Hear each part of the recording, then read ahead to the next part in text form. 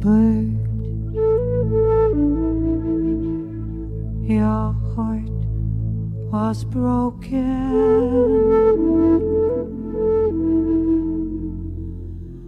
Pain soaked in and cracked it open, breaking into tiny pieces, finding home in all the creases of love's lost music.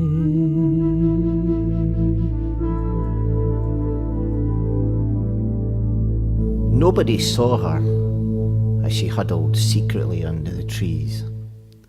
She had managed to find a place in the wood, away from the road and away from the fields.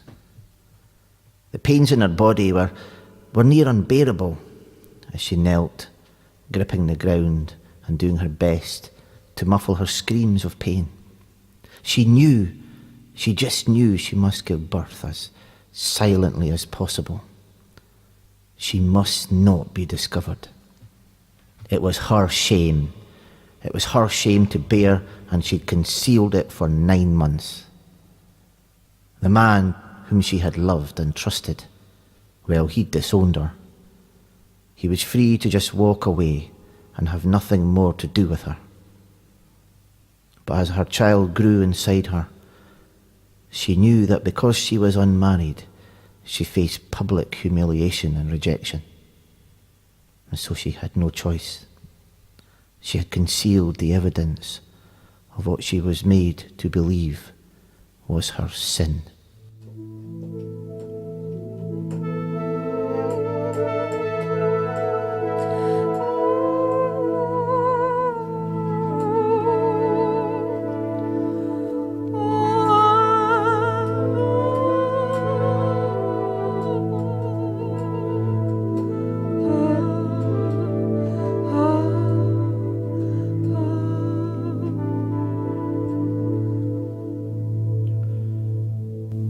What a lonely and terrible time. It hadn't been easy. She'd worn extra clothing to fool suspicious eyes. She'd worked in the fields as usual. Even still, she was sure that perhaps some suspected. But now her baby was coming. She knew if she was heard, then all would be in vain, and her life would be ruined. She was in a desperate situation, and it was her desperation that gave her the strength to hide her cries. There, under the arching embrace of an old oak tree, she gave birth to her wee baby boy. She cradled him, but he began to cry. She wrapped him tightly in her shawl, rocking to and fro, singing him a lullaby.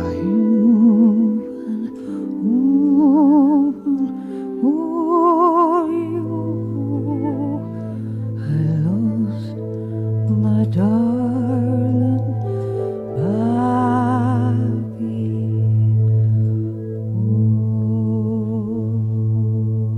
baby. His mother's tears streamed down her face and fell onto his head, baptizing him. Then a new pain gripped her body. This wasn't a physical pain, but she felt it nonetheless. The trees and birds were the only witnesses to her agony. Soon, her son had stopped crying. She let out a howl of grief and guilt. Yet it was a silent scream, which echoed only within her soul. Then she carefully unfurled her tiny son from her arms and kissed him on his forehead. She lay his naked and lifeless body on the ground.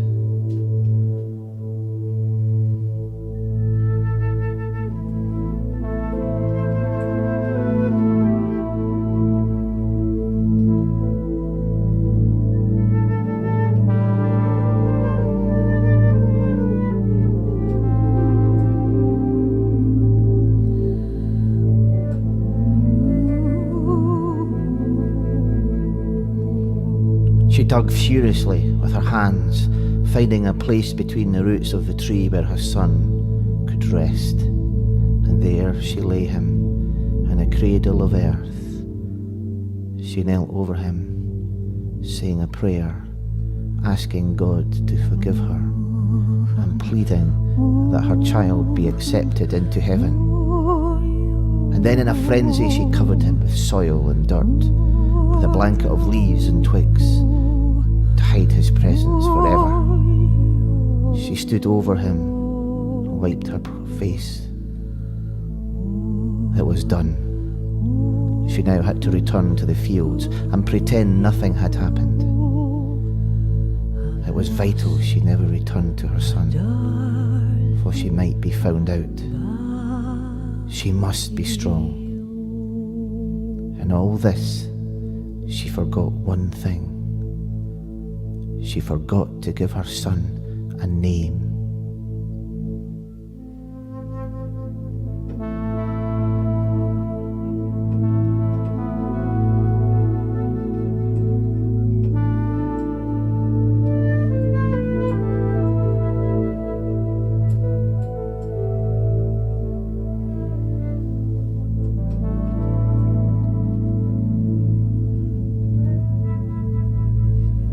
It was a few years after this that the weeping was first heard. It came from the woods between the kirk and the fields. It was the crying of a young child, but strangely no child was ever seen or discovered, until one evening it was heard on the road to Stenton. It was the ghostly sound of a young boy weeping and crying to himself. Soon afterwards some farm hands heard the wailing, and to their horror they saw him, a ghostly apparition of a young boy sitting on a wall on the edge of the wood. He was weeping and holding his head in his hands. The ghostly young lad threatened nobody, but his presence in the neighbourhood caused people to feel afraid. They would run from him or change direction as soon as they heard or saw him. One person, at least, knew who this distraught spirit was.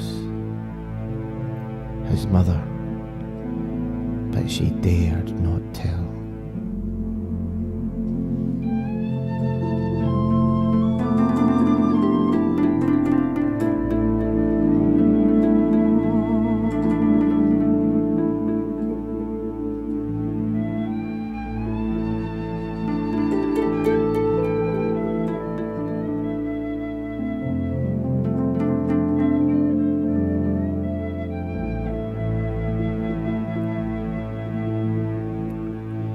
The spirit of the young boy laid to rest in the woods of Whittingham could not enter heaven, for he had no name, and so the wee lad's spirit was condemned to wander the woods and lanes, lamenting his nameless state, until one morning.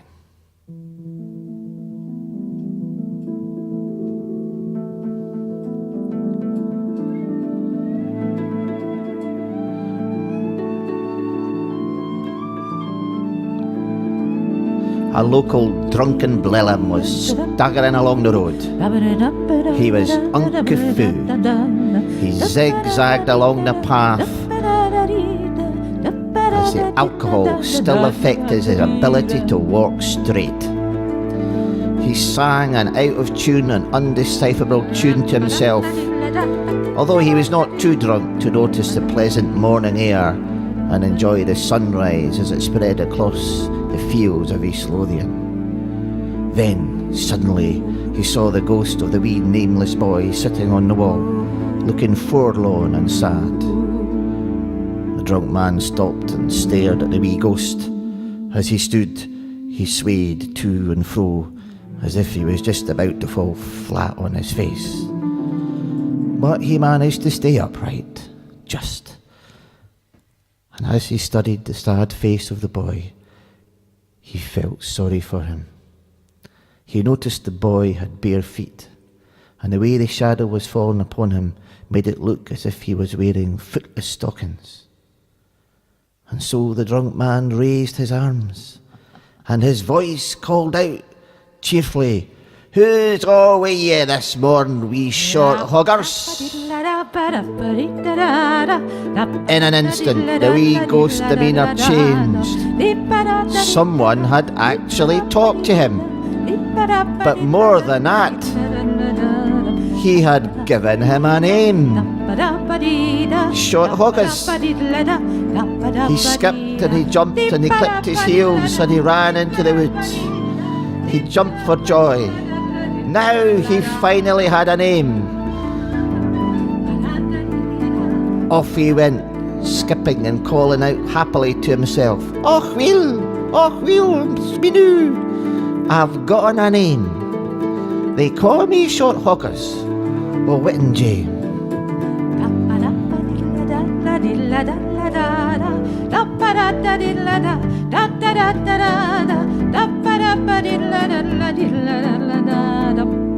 So the wee ghost was never seen again, for now he had a name and could enter heaven.